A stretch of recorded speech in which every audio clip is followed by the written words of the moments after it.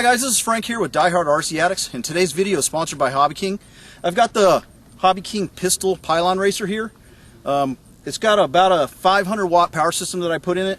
We're running a 3200 kV outrunner motor, and it's running off of a 40 amp ESC and a 1300 milliamp 30C battery. It's pulling just under 40 amps, so it should be good. Let's go ahead and get it in the air. I got it already plugged in. Let's see what happens.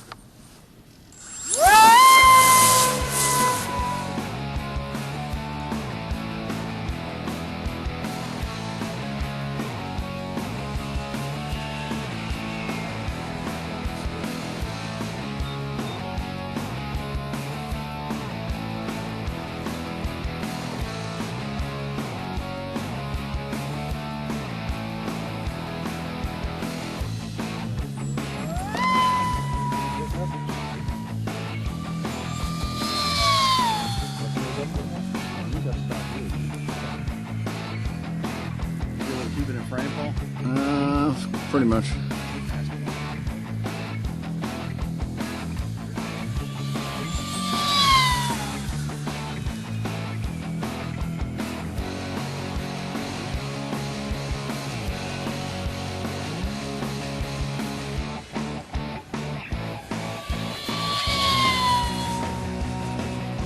at that. It's right in front of you. Can't see it, man.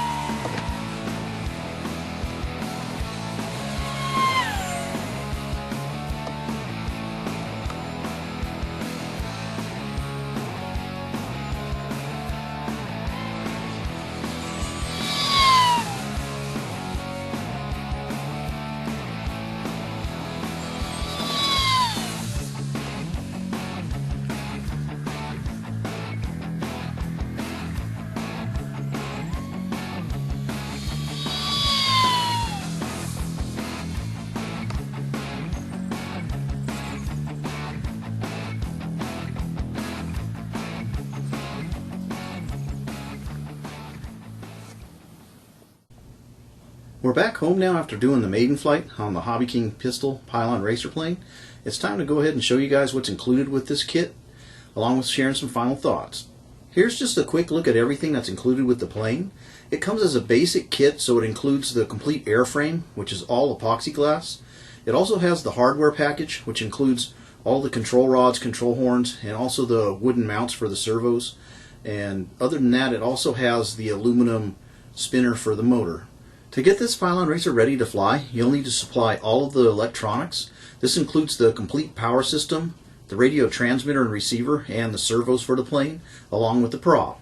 For the power system, I decided to go with the Turnigy motor. It's an outrunner motor, 28 by 36 millimeter brushless outrunner, rated at 3200 kV.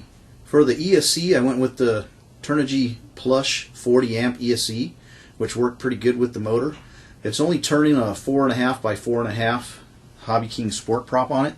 The battery used in the power system is a 1350 milliamp Rhino 3-cell lithium battery rated at 30C. This battery fit nicely in the plane. I was able to slip it all the way up into the nose area of the plane and keep it out from being underneath the wing. The plane requires a minimum of a 4-channel radio transmitter and receiver. I used my Airtronics RDS 8000, which is an 8-channel radio, and I used a 5-channel full range receiver. The servos used in the plane are HobbyKing HK939 metal geared servos. You need 2 of them, one for the ailerons and one for the elevator. That pretty much covers everything that was installed into this plane, so let's go ahead and move on to some final thoughts. The first thing I'd like to mention is that because this plane was designed to be extremely fast, and because the build does take a little bit more time and is a little more intensive than, say, putting together a foamy, I wouldn't recommend this for a beginner pilot. This one's more for experienced pilots that have good building skills and that have a need for speed. As far as the performance goes, this little pylon racer really delivers, as it can easily get well into the triple digits on a 300 to 500 watt power system. I do recommend going with a power system that is light as possible, as this plane doesn't have a large wing area, so the wing loading is pretty high. With the setup I have installed in the plane, it weighs in at about 20.5 ounces, and that's about as heavy as I think I'd want to go. Moving on to the flight characteristics, the plane does track really well after you do get it all dialed in and trimmed out, and it did seem to be quite responsive with very little throws on both the ailerons and the elevator. Just for a reference, I had all the throws on the plane set at 3/16 of an inch. up and down. That's for both the ailerons and the elevator. One other quick note about setting up the plane. You want to make sure that you keep the CG between 1/2 inch and 7/8 of an inch back from the leading edge of the wing. I had mine set at 11/16 of an inch. A few more things worth mentioning is that because this plane does cover ground quite quick, you will want to fly it in a nice large size flying field. And I'd also recommend flying somewhere that has a nicely groomed landing area, as it does come in quite quick. Before we go, I'd like to say thanks for tuning in to Die Hard RC Addicts, and I'd like to give a special thanks out there to HobbyKing for sponsoring us.